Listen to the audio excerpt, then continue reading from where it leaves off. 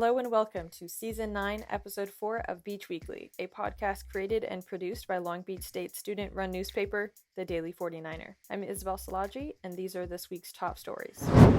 The major heat wave that has been affecting Southern California for several weeks now continued all throughout last week, with temperatures reaching nearly 100 degrees along with high humidity on the Long Beach State campus.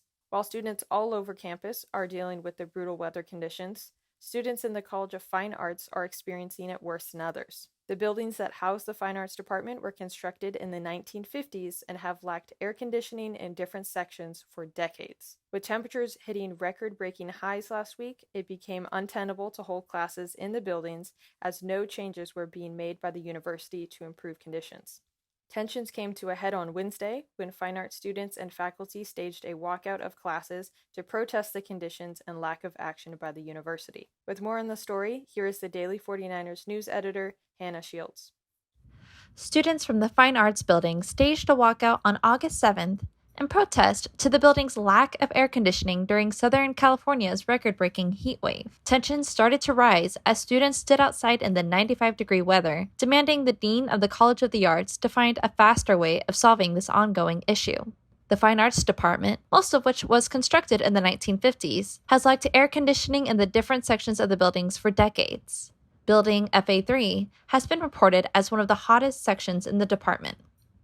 John Weisenberg, a fifth-year ceramics major, said the heat has heavily impacted the body labor which goes into ceramic and pottery making, which requires lifting clay material up to 30 pounds. Kristen Hazar, an organizer of the student-led walkout, said art students spend anywhere from 3 to 9 hours painting in hot, unventilated classrooms. The Department of Fine Arts is considering moving some of these classes over Zoom until the heat cools down, and the Dean of the College of the Arts said administration is aware of this issue and is currently working on it.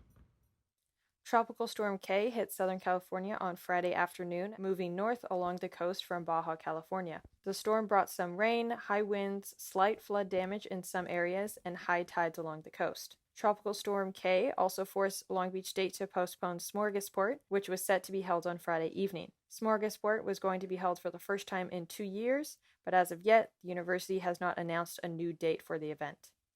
While many students and faculty members were expecting a lifting of the in-class masking policy by this point in the semester, Long Beach State is continuing to enforce mask wearing in classroom settings. There are mixed opinions held by both students and faculty about the efficacy of the policy, notably because students are not required to wear masks in other settings on campus, and because Los Angeles County has not enforced indoor mask wearing for several months now in most settings.